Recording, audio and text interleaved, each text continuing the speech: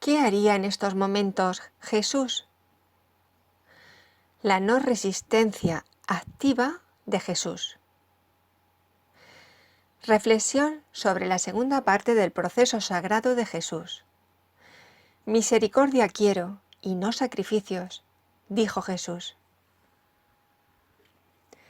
Estos últimos días, en este confinamiento, he estado reflexionando mucho en qué hizo Jesús en los tiempos que le tocó vivir, cuando se topó con esta realidad oscura que reina en la tierra. El príncipe de este mundo, como él lo llamó. El amo del mundo, que ha infringido tanto sufrimiento a la humanidad a través de los actores ambiciosos y ciegos de poder, mediante los cuales ejecutó ese sufrimiento. Y que ha seguido ejecutando eso todo el tiempo, mientras las personas seguían en su mundo de distracción, de ignorancia, y no se enteraban del plan que se cocía detrás de todo. El título La no resistencia activa de Jesús parece que guarda una contradicción. ¿Cómo puede no tener resistencia y a la vez ser activo? Pues sí, él hizo las dos cosas a la vez. Otros seres que encarnaron la conciencia crística también han hecho lo mismo a lo largo de la historia. ¿Cómo lo hizo? Pues fue él mismo hasta el final, hasta las últimas consecuencias. No se negó, eligió el reino y la libertad de su espíritu, y lo mantuvo hasta el final, a pesar de todas las tribulaciones que tuvo que pasar entre tanto. Después del bautismo queda la segunda parte del proceso, del que nadie nos libramos. Ya hemos estado viendo en muchos trabajos en qué consiste esta etapa, en la que se realiza la alquimia de todas las redes neuronales del viejo programa, petrificadas adictivamente en nuestra memoria celular, nuestra memoria ancestral. Toda la segunda parte del proceso sagrado, hasta el final, se trata de ser uno mismo, ni más ni menos. Claro, primero tienes que conocer quién eres, para poder anclarte en ese ser que vas descubriendo que tú eres, y ser tú mismo, siempre. Después del bautismo y del desierto, entramos en la etapa justa de la alquimia activa, esa en la que tienes que interpretar los teatros experimentalmente, activamente.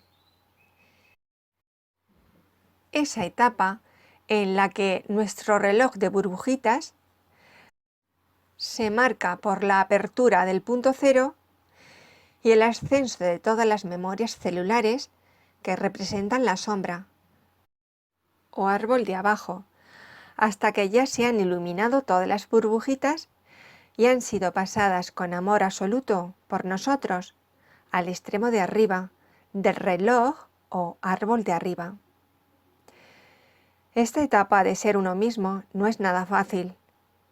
En muchas ocasiones, actuar activamente en los teatros para ser tú mismo es muy desagradable, porque tenemos que poner en acción aspectos nuevos autoliberadores que no estábamos acostumbrados a interpretar, y a veces decir no y poner límites muy rotundos.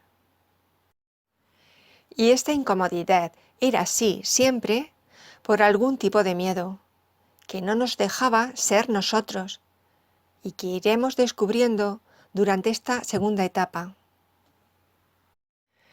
Meditar sobre Jesús y sobre cómo fue su segunda etapa de su proceso sagrado siempre me trae nuevos entendimientos, con el paralelismo que nosotros vamos atravesando en nuestro propio proceso sagrado. Siempre la vida de Jesús, en su dimensión humana y su realización del Cristo, ha sido y es una fuente maravillosa de esclarecimiento, de inspiración. Un manual sagrado de iniciación que no tiene desperdicio. Respetando todas las tradiciones y religiones, la reflexión y el entendimiento que yo tengo de Jesús no tiene nada que ver con ninguna religión establecida. No me encasillo bajo ninguna religión. Esto fue fácil para mí, porque la familia en donde nací no fue rígida en ese sentido. Lo que se llamaría creyentes no practicantes. Con lo cual, los hábitos esos no se me inculcaron. Sin embargo, la figura de Jesús, para mí desde cría, sí tuvo una importancia tremenda. Sentí hacia él una conexión, una devoción, que no se puede explicar que un crío la tenga, y sin haber sido forzada a ello, de una manera natural. Aunque claro, cuando uno crece y despierta espiritualmente, comienza a cuestionarse todo y a revisar todas las creencias que había tenido desde siempre. Revisión de creencias que ya no para durante todo el proceso sagrado. Siempre se aprende algo más, siempre se entiende algo más. La conciencia se expande en un proceso de evolución dimensional progresivo. Si esto no sucede, las personas se quedan en una forma de entender y mirar al mundo muy sesgada y obsoleta. No hay ascensión si permanecemos en la vieja caja de la vieja realidad que nos contaron. Hay que ponerlo todo bajo revisión. No se puede echar vino nuevo en odres viejos, decía Jesús. Ya sabemos que la segunda etapa del proceso sagrado la marca la llegada al punto cero, la iniciación del bautismo, la iluminación. Y también sabemos que después de ese marcador toca atravesar el desierto, esos momentos en que no estás aún situado en el árbol de arriba, porque aunque has tenido el fogonazo y has entendido todo, aún no tienes las redes neuronales de ese futuro ancladas en el cuerpo físico. Ni has salido totalmente del pasado, porque tienes el 50% de las redes neuronales viejas del árbol de abajo sin alquimizar todavía. La alquimia de ese 50% que queda por transmutar es lo que se llama la segunda parte del proceso sagrado. Esta etapa hemos dicho que es una etapa muy activa y de experimentar en los teatros externos, pues de otra forma ni se localizan los aspectos viejos o sombra o redes neuronales del viejo programa, ni se pueden anclar las nuevas redes del futuro en el cuerpo físico. Es la etapa en la que sales de la mente, porque de lo que se trata ahora es de experimentar y sentir. Es un proceso que se desarrolla en el tiempo y es un proceso de creación. Guarda una dinámica maravillosa que cuando vamos dándonos cuenta de ella, se convierte en una pura magia jubilosa para nosotros. Una aventura única, aunque a veces resulte muy dolorosa, porque en esa etapa tienes que localizar y recoger todas las redes neurobioquímicas que antes alimentabas hacia afuera, localizar la sombra e integrarla. Lo maravilloso de la creación es que recoges tus viejas redes basadas en el miedo y en su lugar encarnas nuevas redes, cada vez más liberadas, basadas en el reino de Dios. Y como ya sabemos, esas redes van magnetizando los teatros externos. Si antes esos teatros representaban los guiones del miedo, con la alquimia, con la transformación, esos teatros van creando, magnetizando los teatros cada vez más liberados. Lo de dentro da lugar a lo de fuera, no al contrario. So pena que no seas consciente de este poder creador tuyo. Y entonces otros creen tu teatro externo como ellos quieran. Jesús, después del bautismo, atraviesa el desierto, con todos esos bamboleos de las tentaciones, entre la humanidad de su personaje como Jesús y la divinidad del ser que le ha sido revelada en el bautismo. Es lo mismo que nos ocurre a nosotros. Tenemos que lidiar entre las redes neuronales correspondientes a los viejos patrones neurobioquímicos, los que corresponden a la personalidad, a nuestro personaje, y a partir de esas redes viejas que vamos localizando, crear las nuevas redes neuronales opuestas y liberadas, que corresponden al espíritu.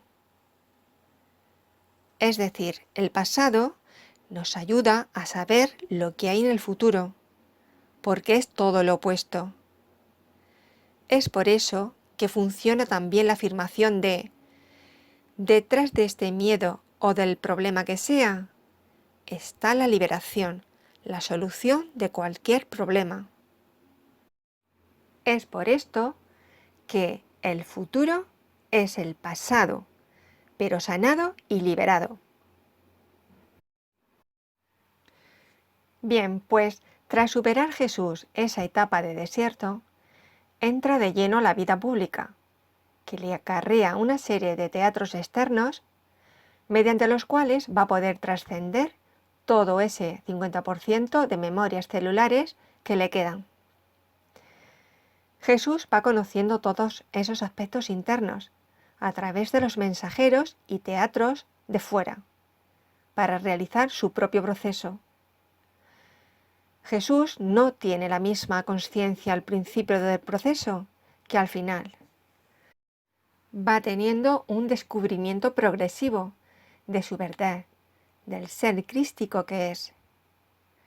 Para eso le sirve ejecutar los teatros. Si no hubiera sido así, no se llega a esa conciencia neutra o de presencia. Y como humano, con su identidad como Jesús, va a tener que pasar lo suyo en tal empresa, para ir identificándose con el Espíritu, quien es de verdad, y ser lo que va descubriendo que es, o sea, ser él mismo, en cada teatro, lo que supone ir anclando las nuevas redes del futuro, del árbol de arriba a aquí, en el cuerpo físico, y de esto no nos libramos nadie. Dijimos en el trabajo de Deja el ruido y empodérate, que Jesús llega al punto de encarnar la presencia o conciencia neutra, esa conciencia que ya no se resiste a nada, siendo el mismo hasta las últimas consecuencias. Podéis destruir mi templo, pero yo lo reconstruiré al tercer día. Antes de llegar a esa conciencia neutra total, tuvo que atravesar la segunda parte del proceso sagrado y todos los teatros que le fueron emergiendo para poder realizar la conciencia crística. Comienza a ejercitarse en ser él mismo en todos los ámbitos. Tuvo que poner límites a la familia, cuando ésta piensa que está loco y no entiende de qué va todo lo que hace en su vida. Tiene que salir corriendo, perseguido por el pueblo, que le arroja piedras cuando él lee el libro del profeta Isaías en la sinagoga de Nazaret, pueblo en donde se había criado. Dice así: El Espíritu del Señor está sobre mí, porque me ha ungido para anunciar el Evangelio a los pobres. Me ha enviado para proclamar libertad a los cautivos y la recuperación de la vista a los ciegos, para poner en libertad a los oprimidos, para proclamar el año favorable del Señor. Al leer esto, no he podido dejar de emocionarme, porque ahora mismo la humanidad está oprimida de una manera muy evidente, igual que lo ha estado siempre, pero ahora encerrada toda. El mensaje está totalmente vigente en la actualidad, como podemos comprobar por nosotros mismos. La conciencia crística no se va a callar, porque lo que no es verdad no puede ser verdad. Por eso, en los sectores opresores sigue siendo muy incómodo el mensaje de Jesús. Y después de esa proclamación que hace Jesús en Nazaret, en el desarrollo de su vida pública, tiene que confrontar un montón de teatros en los que progresivamente va denunciando con más valentía todo el mundo corrupto que hay en su tiempo, las estructuras más viejas de poder y todos sus lacayos y sirvientes, presos de la ambición y del poder sobre los demás. Esta etapa fue de rebeldía frente a lo viejo establecido y de insumisión. No hacía lo que lo viejo establecido con sus normas decía. Por ser coherente, fiel a sí mismo, por ir situándose cada vez más en una integridad de conducta y práctica. Durante los años de su actividad pública, por ser él mismo, no resultó nada cómodo para lo viejo establecido. Podemos ver varios episodios de denuncia activa que hace Jesús. Sepulcros blanqueados, hipócritas, serpientes, generación de víboras. En fin, Jesús no solo no negó la corrupción que iba descubriendo, sino que además la denunció. Esto le trajo muchos problemas. Cuando hace poco yo hablaba con una persona cercana y le comentaba el panorama que está aconteciendo a la humanidad, esta persona se asustaba y me decía, eso es negativo, yo confío en el Señor. Yo le contesté, sí, confiamos en el Señor, pero Él no hizo como el avestruz, que mete la cabeza bajo tierra para no enterarse. El ser, Cristo, de cristal puro y cristalino, no puede contener ninguna sombra. Así ilumina nuestras mentes, que veamos las cosas que antes estaban ocultas, para poder integrarlas. Siempre esas cosas ocultas están basadas en el miedo. El miedo es el gran tirano, condiciona tanto a las personas que no las deja ser ellas mismas. No hay manera de integrar la sombra de la humanidad que no sea viéndola. Hay que iluminarla. No se puede ascender a dimensiones superiores, aumentar las frecuencias de nuestros cuerpos, siguiendo la inopia, negándolo o mirando hacia otro lado. Es imposible. Si alguien pretende acceder a la nueva tierra con la sombra a cuestas, está muy engañado. Jesús no es un negador de lo que hay, al contrario, lo sabe y sigue su camino de integridad, a pesar de lo que hay, a pesar de no ser muy bien visto por lo que hay. Hace unos días me llamó una amiga a la que yo quiero mucho y comenzó a contarme el problema que acontece en la actualidad y que todos sabemos, pero desde el punto de vista dramático, el que inoculan desde la caja. En la conversación yo le dije que había otra manera de mirar esto y le sugerí otros aspectos, pero ella me rebatió. No, Mari Carmen, que lo han dicho en la televisión. Con lo cual ya era tontería que le argumentara otra cosa. Vamos, la televisión poco menos que la palabra de Dios, con minúscula. Esto es lo que hay.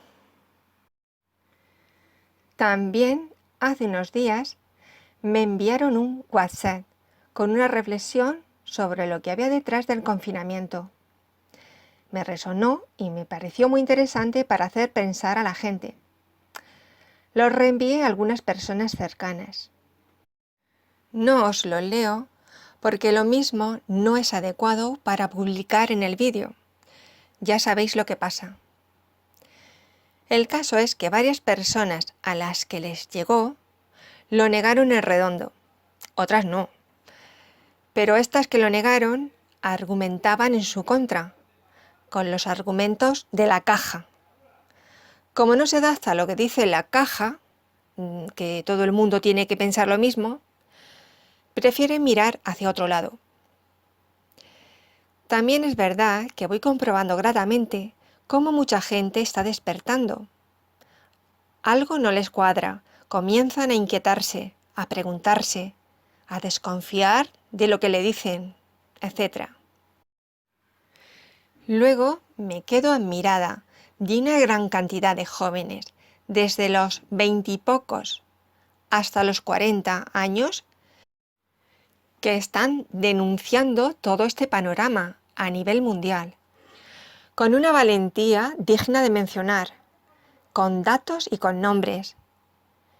Y lo están haciendo a pesar del miedo y del peligro que pueden correr. Tienen integrado en su ADN la soberanía, en virtud de la cual nada ni nadie puede doblegarles. Es una maravilla. Estos jóvenes están aportando ese futuro fresco que trajeron para ofrecer a la humanidad. No sabemos cuánto durará este panorama, ni cómo se irá desarrollando. Pero sí son momentos en que las personas están eligiendo la tierra en la que quieren vivir. El problema es que lo hagan con una actitud errónea, por miedo, por ignorancia, por seguir lo que le dicen en la caja, como si fuera un dios, por no querer confrontar la sombra, por mirar hacia otro lado, porque la sombra da miedo, es terrorífica, por esconder la cabeza bajo la tierra y así sentirse en una falsa sensación de protección. Sí, estamos en los momentos de la tribulación. Ojalá no dure mucho, pero va a depender de la conciencia de las personas. Esta conciencia acelerará o no los acontecimientos. Recordemos la balanza. Hay que poner las pesas en el lado liberado, en la tierra que uno quiere. En la tercera y en la cuarta dimensión, la dualidad siempre ha estado en lucha, pero ahora mismo la batalla es feroz. Cada parte quiere primar sobre la otra. Hay dos facciones. Ni una ni la otra son buenas por sí mismas. Estas facciones mueven a los gobiernos de la Tierra. Lo ideal sería que ambas estuvieran en equilibrio. Pero en una de ellas, en la negativa, la perversión ha llegado a puntos insospechados de crueldad. En esta lucha, posiblemente, la balanza se venza hacia el polo positivo. Imaginemos el polo del yin-yang, pero estaría por separado, sin equilibrio. Esta victoria del polo positivo dejará al descubierto todo el terror y el sufrimiento que ha orquestado el polo negativo desde siempre. Pero esa facción positiva tampoco es la solución definitiva. Seguiría estando en desequilibrio y tarde o temprano también tendría que encontrar el balanceado, el equilibrio perfecto, porque el desequilibrio, de lo que sea, no es la verdad. Así que, entre tanto esto se está ejecutando, nosotros vamos eligiendo en conciencia. Pero claro, para elegir debe haber una conciencia de lo que estás eligiendo. Tienes que saber lo que hay para poder elegir. Tienes que responsabilizarte de ti, de tu elección. Ya no vale delegar. Esto no se hace por casualidad. De otro modo, otros eligen por ti, con los falsos mensajes de que te cuidan, y de altruismo, y de que es por tu bien. ¿Elegimos el miedo, el gran tirano? ¿Elegimos perder nuestra libertad, nuestro derecho natural a estar en la naturaleza? ¿Elegimos delegar en otros nuestra responsabilidad de cuidarnos? ¿Y que nos atiborren con lo que ellos quieran o decidan para nosotros? ¿Elegimos no poder pensar ni expresar lo que pensamos o lo que queremos para nuestra vida? ¿Elegimos vivir una miseria de vida gestionada por lo que otros piensan que es mejor para nosotros? ¿Elegimos perder la posibilidad de ser nosotros mismos bajo una falsa filantropía? ¿Elegimos vivir en el miedo a la muerte y a la enfermedad? ¿Elegimos perder nuestra dignidad? En definitiva, ¿elegimos no ser nosotros mismos por el tirano del miedo? No, no merece la pena una vida de miedo. Muchos ya lo tuvimos que confrontar a nivel personal, en el teatro de nuestra vida. Ese miedo que nos costó tanto atravesar para poder ser nosotros mismos. ¿Cómo vamos a tener la visión del miedo que expone la caja? Cuando tuvimos que pasar por tanto, incluso algunos con la experiencia de enfermedades denominadas como graves, en los que la muerte física estaba como un potencial. ¿Cómo vamos a poder pensar con lo que expone la caja? Y toda esa dura travesía nos lleva a la conciencia de que no hay nada fuera de mí. No hay nada fuera, ni siquiera esa cosa que pulula por ahí. Si tú no tienes que pasar esa experiencia, esa cosa que pulula por ahí, no la vas a pasar. Vives preso de un miedo a una cosa, a un peligro que viene de fuera. Y con la excusa de esa cosa, te meten poco a poco, sin que te hayas dado cuenta, el libro de 1984. Terrorífico. No hay nada fuera. Lo otro es caer preso del miedo, del árbol de abajo. Y en ese caso se cumpliría la física cuántica, la creación, la magnetización del teatro externo, que sería una prisión, control total. El tirano del miedo interno daría lugar a la aparición del tirano externo del mundo de fuera. No merece la pena eso. Vivir con miedo no es vida. Esto último me lo repetí yo muchas veces, después de atravesar aquellos 7 años de miedo paralizante. Vivir con miedo no es vida, no es vivir. Me lo recordaba a mí misma. Me daba coraje y fuerza para ser yo misma, cada vez más, después de tanto pasado. Es imposible ser uno mismo subyugándose al tirano del miedo. Eso no es para nada del reino de los cielos. No es para nada la nueva tierra. No merece la pena. Esa no vida que conlleva la tiranía del miedo. No es la voluntad de Dios que sus hijos vivan una vida de miseria, sin la soberanía de ser un hijo de Dios. Que no nos vendan la necesidad de la pérdida de la libertad con la excusa de la cosa que pulula. Esa no es la voluntad de Dios. ¿Qué diría Jesús en este caso? Pues lo que diría es: fuera de la casa de mi Padre. ¿Pensáis que se achantaría? Pues no. Tuvo sus miedos durante la integración de su sombra, pero salió vencedor. Atravesó el último instinto más animal de conservación, el instinto del cerebro reptiliano, cuyo código es la conservación de la vida. El último instinto tirano, el miedo más irracional y nuclear que podemos tener. Pero venció, como cuando les dice a sus discípulos: «En el mundo tendréis aflicción, pero confiad, yo he vencido al mundo». El mundo, ese tirano del miedo, ese árbol de abajo. No, definitivamente él no negó el panorama oscuro, que estaba establecido, pero no se negó a sí mismo, a pesar de que el viejo mundo lo condenase. Siguió siendo él mismo en todos los momentos, a pesar del sacrilegio que suponía ese ser hijo de Dios, libre y soberano. Para el poder establecido, era el sacrilegio, claro. Como veis, conocer a Jesús el Cristo es conocer la referencia externa, la grandeza de lo que llevamos todos dentro de nosotros.